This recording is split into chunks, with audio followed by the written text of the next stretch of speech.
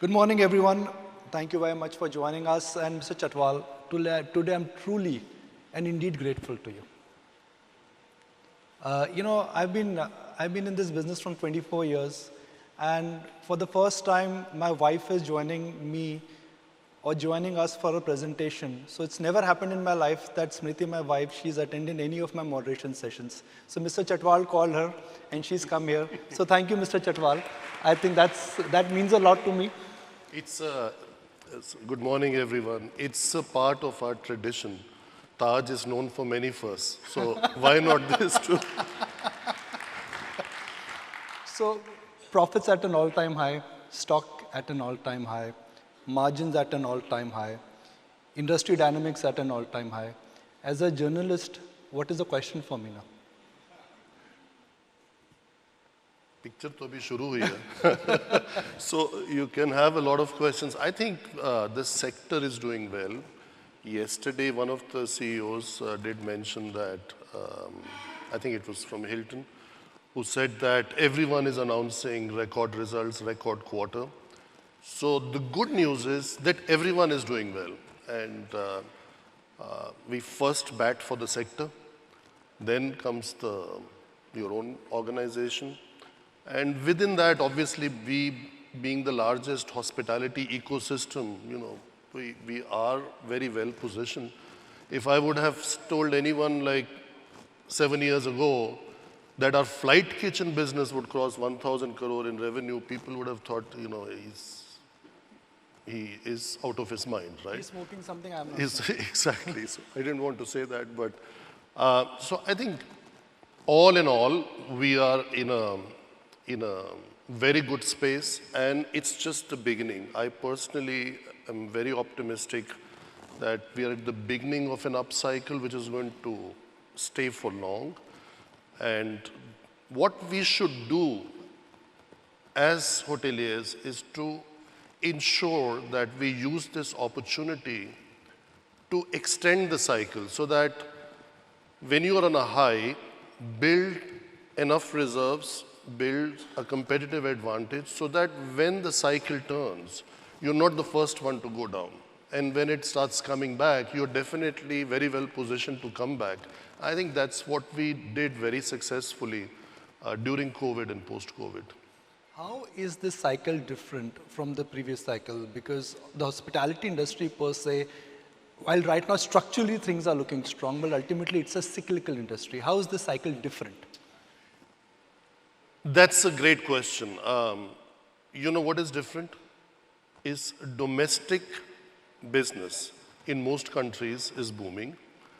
And the ability to charge or the ability to pay for the domestic has demonstrated a much higher level than we were ever used to. And in many cases is far more than what your foreign tourist arrivals would be paying.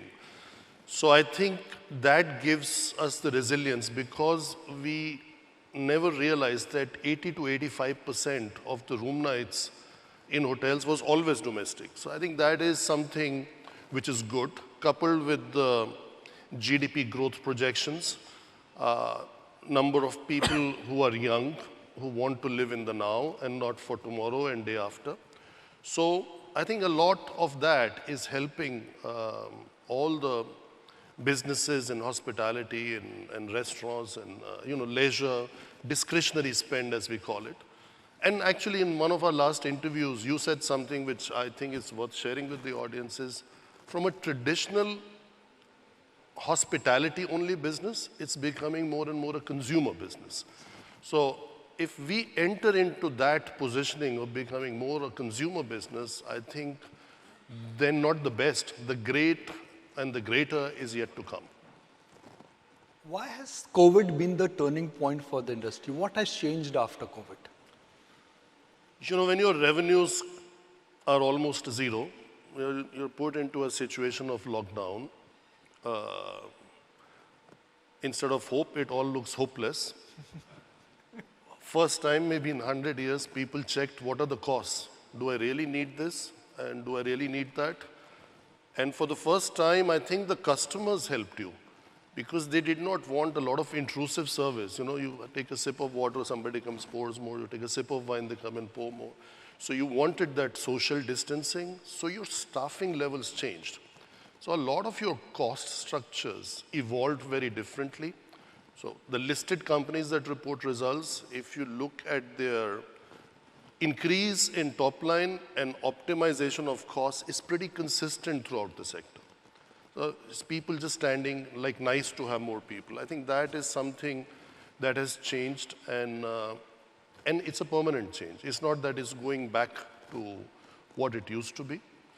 The second interesting change is one of my favorite example. If the relevant population of, let's say, 300-400 million that was driving on holidays during COVID on their own, if only 1% of that population is still doing that and have decided to spend 6 to 10 room nights in a year, so with a stagnation in supply or limited addition in supply, that 25, 30, 40 million room nights has given the confidence to the sector to make more bold changes, because your base level of revenue changed completely. And Q1 and Q2, which was traditionally weak, is also become profit-making for all the companies. So I think that's all in all what you could say two basic things that have changed. But for the audience per se here, if somebody wants to take a cue from India's biggest hotel company and 7th largest in terms of global market cap, ladies and gentlemen, Indian Hotel is now the 7th largest company in terms of the market cap now. The stock of Indian Hotel is at 500, and abhi bhi sasta hai वैसे.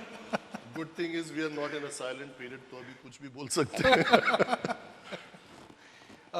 You know, from the throes of pandemic, 80 rupees to 550 rupees, it's just been such a remarkable turnaround. And there's a Harvard case study on Indian hotels. Harvard case study. Harvard को इतना सोचना था कि Harvard में study नहीं बनानी थी, Harvard को केवल हार्ड वर्क पे फोकस करना था, right? So it's not Harvard, it is the hard work of Indian hotel which actually has been the turn around.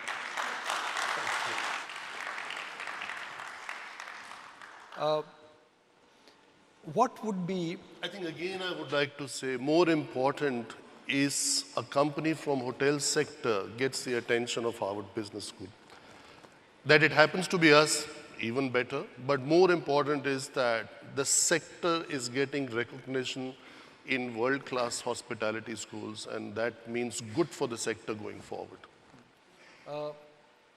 For the audience here and for somebody who wants to watch the show, you know, let's say on the digital version, what would be your advice be for someone who's looking at investing now for next 3 to 5 years? Do you think this is a good time to build capacity, start investing, don't shy away, take big bets? Absolutely. This is possibly the best timing one can get. India is growing, the number of airports is doubling, the infrastructure investment has never been so high.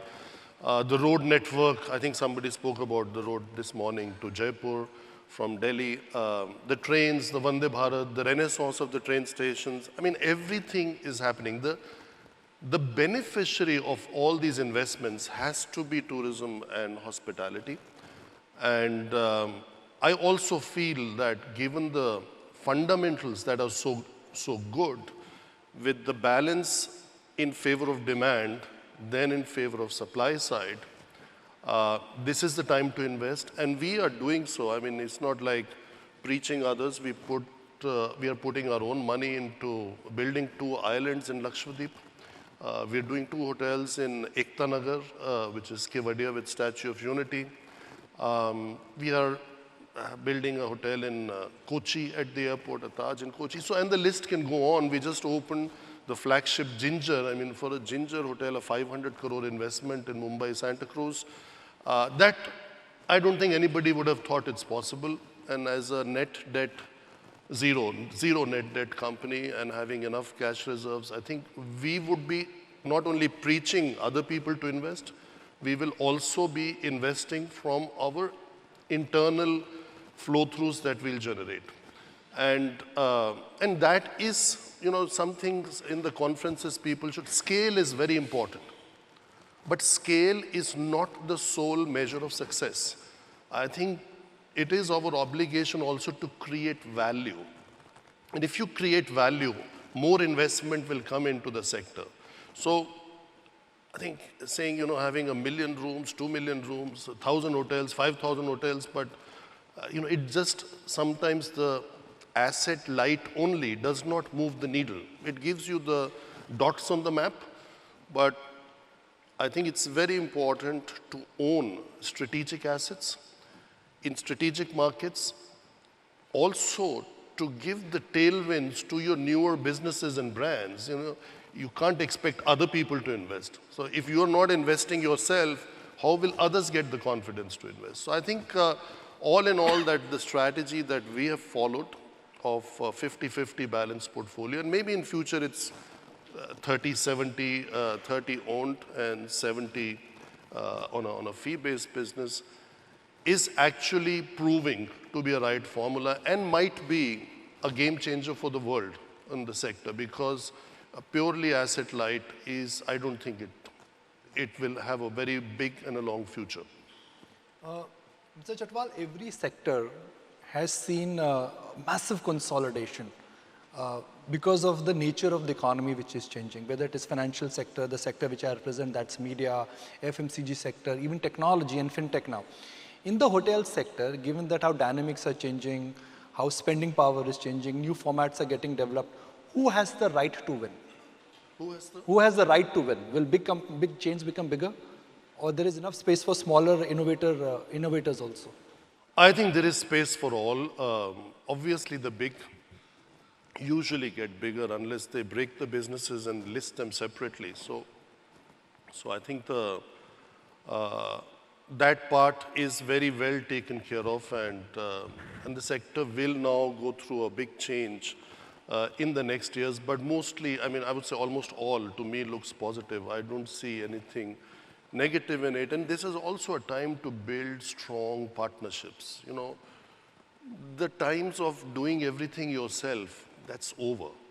If you think you are a CEO or you're the general manager and you know everything, then you're not doing the right job. I think surrounding yourself with right partners, with the right team and right players is actually becoming more relevant than it ever was. So this wizard, I would call it, who knew everything, that does not exist, because the speed of change is so fast that it's impossible to keep pace with it on all fronts. Like that you're a guru for the brand, you're a guru for digital, you're a guru on food and beverage, you're a guru on rooms, guru on design, that does not exist. So I think also partners who will come back and invest with you because you're giving on providing good returns. Yesterday we heard some leaders talking about loyalty. We never aimed at really investing a fortune into loyalty. But when Tata New was coming up, we became the first founding member because we just recognized, as much as we love Taj Inner Circle and we are so much attached to it and we put so much of equity into it over the last 20 years, just ride on that wave. And within 18 months, our loyalty membership base grew by 2.5x. So I think that is important, to recognize who is the best and how we can partner with them. Now, Indian Hotel has expanded their formats. Amar Trail, Human, the tie-up with the Neotia Group, with the CG Group. We'll talk about it specifically. But you're coming out of what could be called as your traditional models now, and you're experimenting. Why is that? These are small businesses. Are you experimenting? Or these are businesses which could scale up? No, these are businesses that are going to stay. It's not. I think we always had those. So the shift we have made is from a branded house to a house of brands. So we have reimagined. Branded to household. Just explain that point. So before, everything was a bit of Taj, because India was growing, it was a developing country, and you wanted to be, आप थोड़ा सा ना ये gateway ठीक है, इसमें थोड़ा ताज लगा दीजिए कहीं पे लिख दीजिए, right? Or Vivanta by Taj, or Taj Vivanta. So we cleaned up all that stuff. Taj Salons, Taj Khazana, you know. So it was all over the place. But in this journey, what we actually did, and I don't mind sharing with the audience, we tripled the size of Taj. And a lot of hotels that were in the minds that because you're not achieving a higher rate, so let's downgrade them to Vivanta. That's, as I said, that's old school. This is not how it works. And we were very blessed that some of those decisions we took at a time that we even did not know will come and assist us. So a Holiday Village, Fort Aguada, a Fisherman's Cove, Taj Mahal Lucknow, you know, we invested in these assets, upgraded them, and during and post-COVID, they became your biggest money earners or game changers. So we got 24 of those assets. We had a base of 34. We organically grew with another 25 or so. And today, Taj went to 105 hotels and became among the top 3 luxury brands over a century of hotels. So I think while doing that, we also pushed, let's say, Ginger brand. Now, Ginger is getting close to 100. Ginger was like, why are we in this business? We should just get rid of it. Ginger, we have officially communicated as a listed company, is expected to grow at a CAGR of 30% per annum, with a margin driving capability of more than 50% on EBITDA. So I think that is how this whole business was changed as an art and science. And then it comes to the 2 new ones, that is Ama and Cumin. Cumin was, the group chairman called one day, said, you're doing this wonderful meal service through Taj Sats. Can you not bring Taj food to people's houses? We said, okay, we can. But should Taj name be in home delivery? This is not good. So we created a brand which got done in like 6 weeks, including an app in the middle of the lockdown. And it has evolved. So what we very affectionately talk internally is we call the cuminization of Ginger. So Ginger sits in a company called Roots Corporation. We acquired 100% share in it. We had 60. And every Ginger hotel will have all-day dining, which is called Cumin.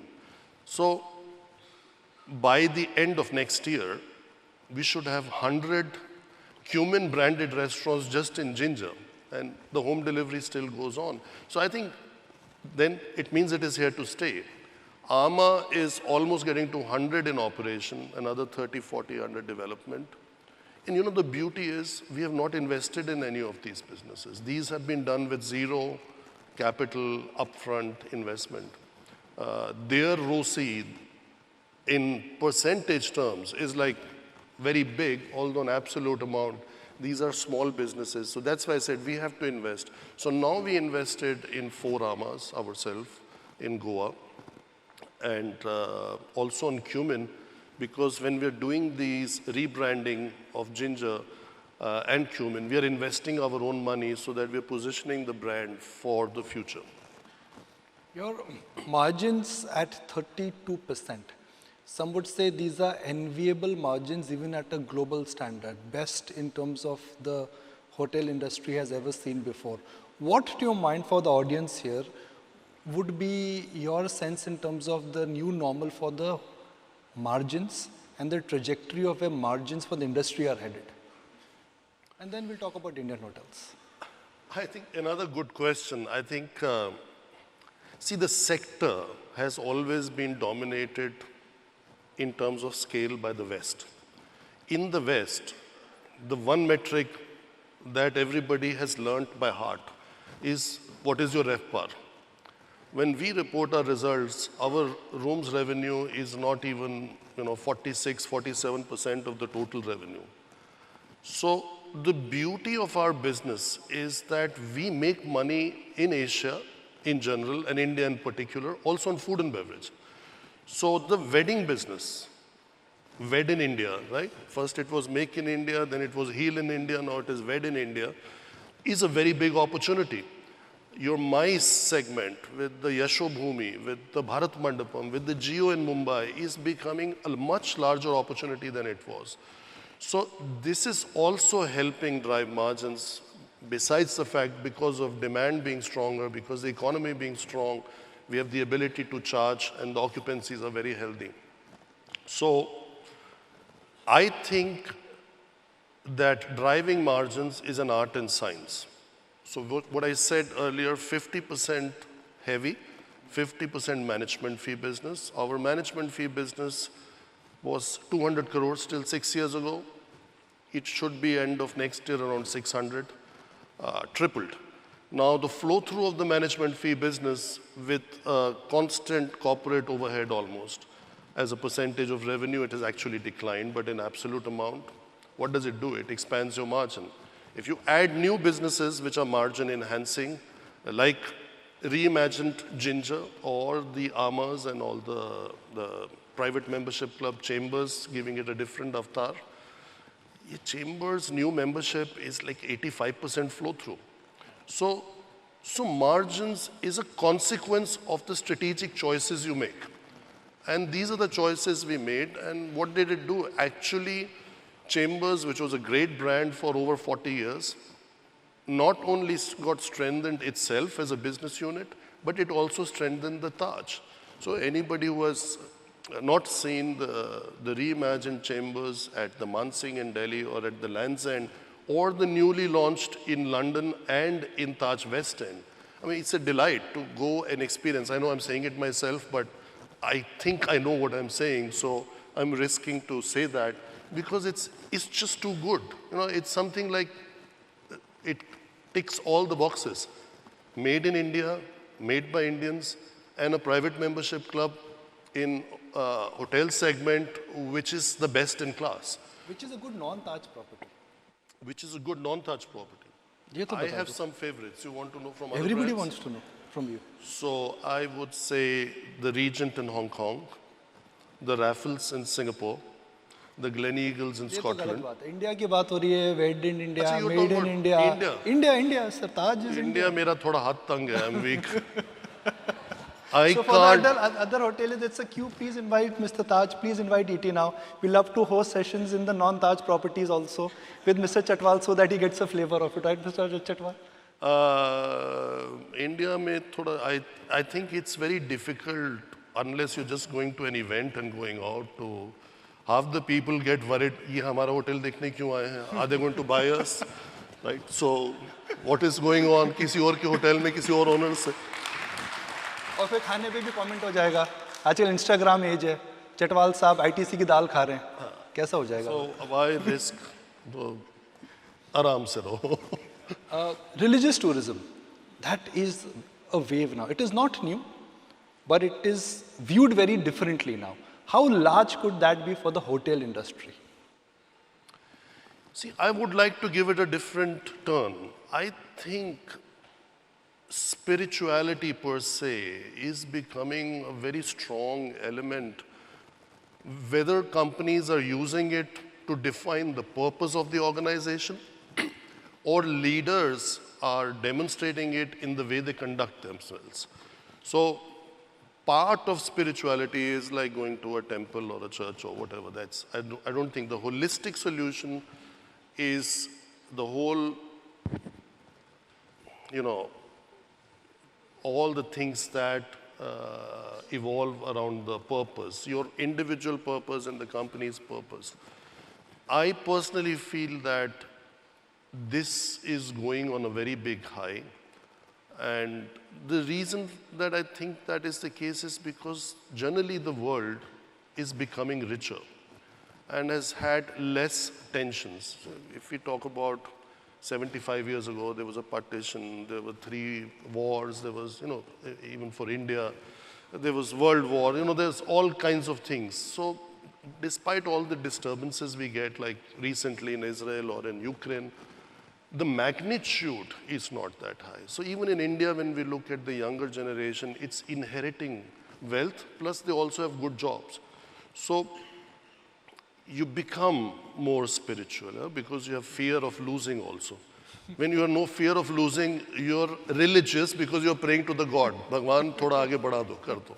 So I think the relevance of spirituality will drive the leaders and will differentiate great leaders from good leaders. So I think that's the That's the way I see it. And one of the element of that is obviously all the new things that we are seeing. I was also in Ayodhya 2 days ago. I mean, unbelievable.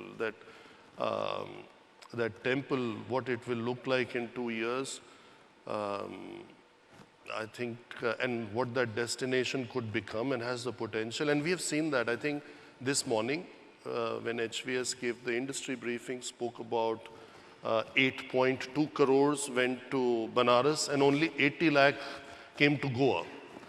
And we have seen that with our properties in Banaras with Taj Nadesar Palace and Taj Ganges. I mean, we talk about Indian hotel stock. If you look at Banaras hotel stock, it's going to touch 10,000 rupees. And I keep looking. When it went to 6, I said, what is happening at 7, 8, 9? And as a joke, we sometimes said, okay, let's rename all companies as Banaras and Rameshwaram and whatever else, because that's the trend. That is how people are flocking into this kind of destination. And beautiful job in terms of what has been done on the Ghats in Banaras and in the Kashi Vishwanath temple. And yesterday or day before, we opened our second hotel in Tirupati. So all in all, the good news also for those who want to do hotels in these destinations is these are crisis resistant. For one reason or the other, whether to get blessings or to celebrate your joy, you will end up going to such spiritual destinations. You give such a fine example that when prices are down, you become religious. When prices are up, you become spiritual. So at 80 rupees stock price of Indian hotel, you were religious, now you're spiritual. Yes, that's true. But as a traveler, it's the other. As a traveler, it's the other way around for me. When I see the hotel prices, I get religious. भैया भगवान थोड़ा तो कम कर दो. इतना price ऊपर जा रहा कब नीचे होगा? उल्टा है हमारे लिए तो. देखो ऐसा नहीं बोलते बार-बार कहीं आपकी नजर न लग जाए. Okay, a broader question. देव घंटी बज गई. भगवान का नाम लेते घंटी भी बज जाती है. अभी 5 मिनट बाकी. I don't know if everybody heard what he said. भगवान का नाम लिया और घंटी बज गई. For next 3 years, what do you see as the big trend? Next 5 years, what do you see as the big trend? And 10 years out, what do you see as a vision? That cannot be a trend. That has to be a vision. See, the next 10 years is easier to map. So let me start with 10 because it's like another 50 to 75 million jobs coming in this sector, tripling of the size of the sector, tourism becoming what has been talked about a lot as an important pillar of the GDP growth. And I think as and when the statistics come in the last 2 years, more jobs would have been created in this sector than in possibly any other sector.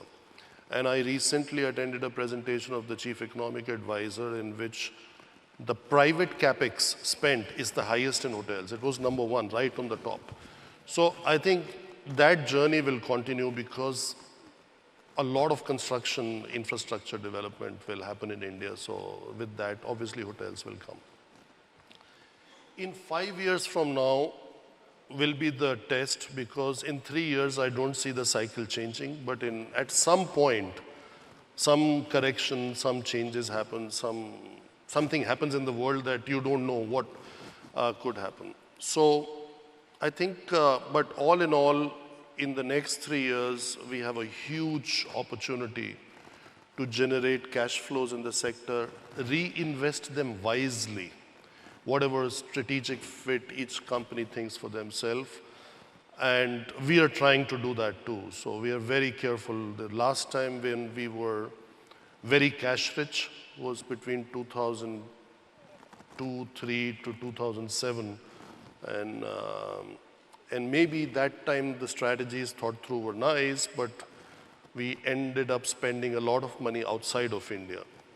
And that's not a part of our strategy now. We will do international growth, but on management contracts or operating leases, and we'll continue to invest in India, which shows only signs of growth and prosperity. Okay. Just last but one question, which is that right now things are looking good. You don't know what could turn, what could twist. That is life, highly unpredictable. We are living in this fear of unknown. Do you think in this kind of an environment, managers and CFOs, they should start taking debt also to start expanding because capital availability is limited?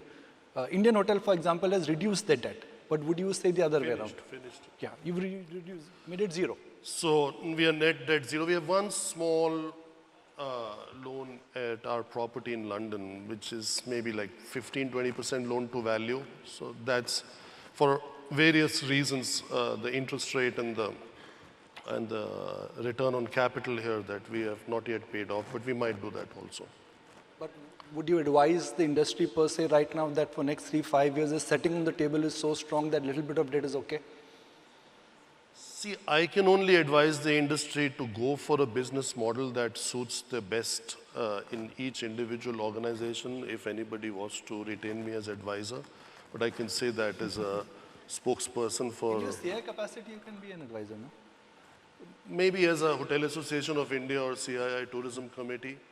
I think when the going is good, you have to invest. You should not be shy of investing, but invest wisely. And there are certain things that I have followed in my career and they don't go wrong. Don't get carried away by overspending. You know, my rooms are the largest, my F&B is the biggest, I have the most restaurants.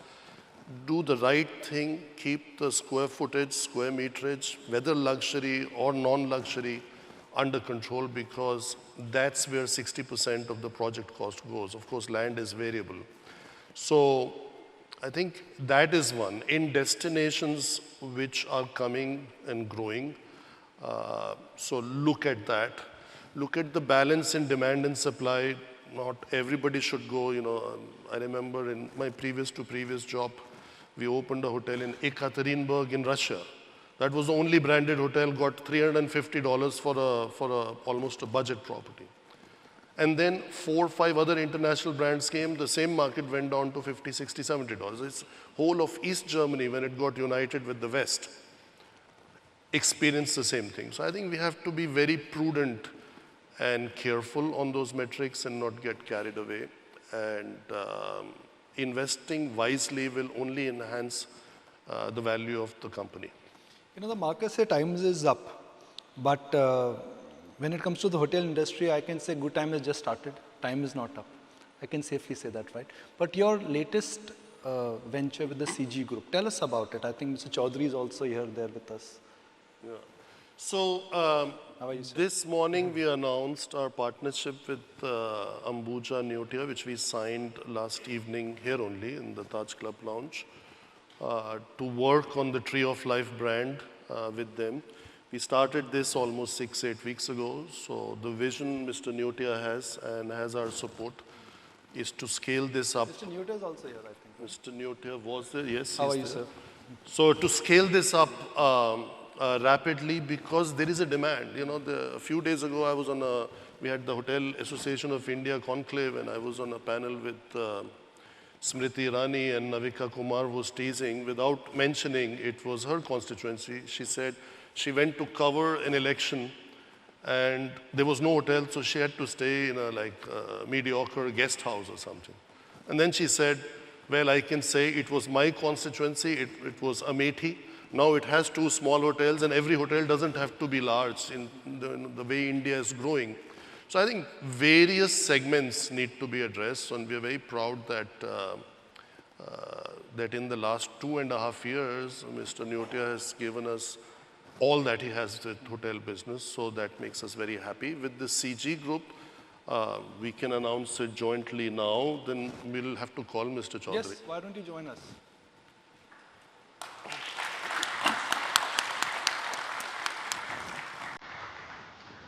I'll get a mic. We'll get a mic.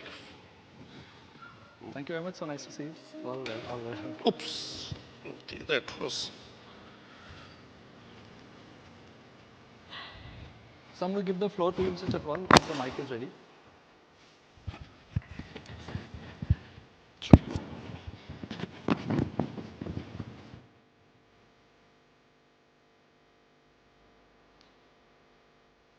Like, maybe you want to give you maybe.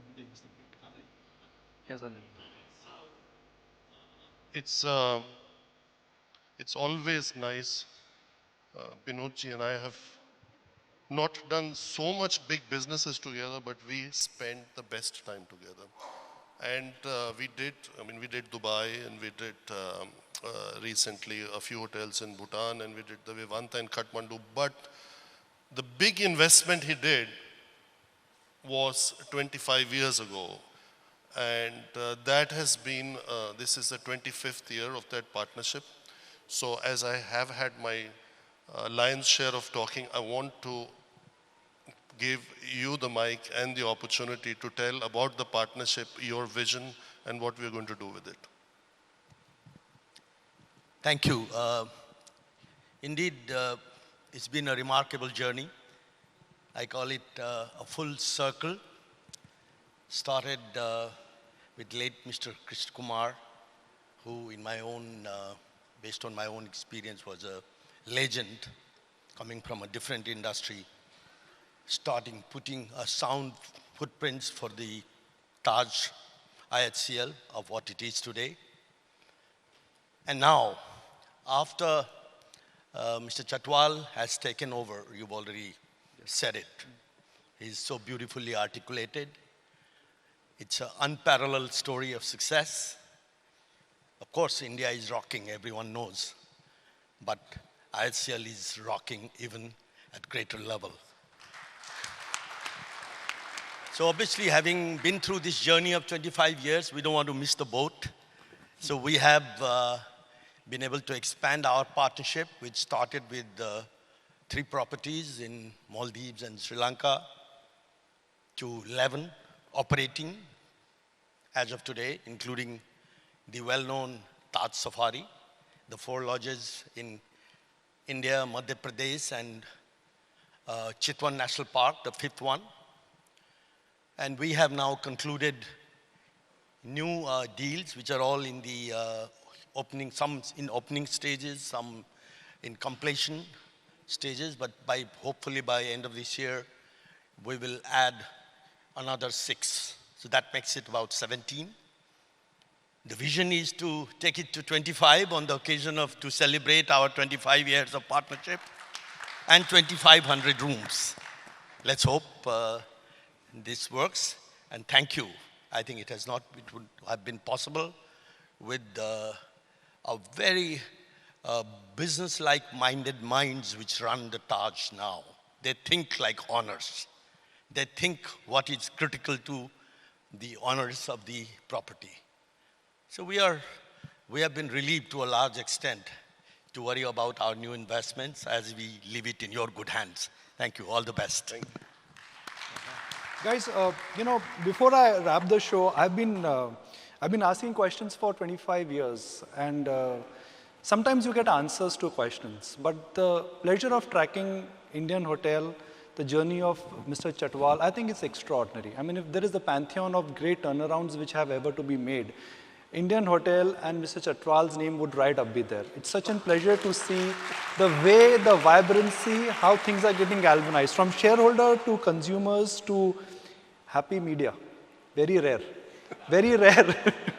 From consumer to shareholders to happy media, which is very rare. I mean, he's managed to make the impossible look very easy. So time is not up. Just when I say time up, the timer has taken 40 more minutes. I think there's 40 more years left for the Indian hotel industry.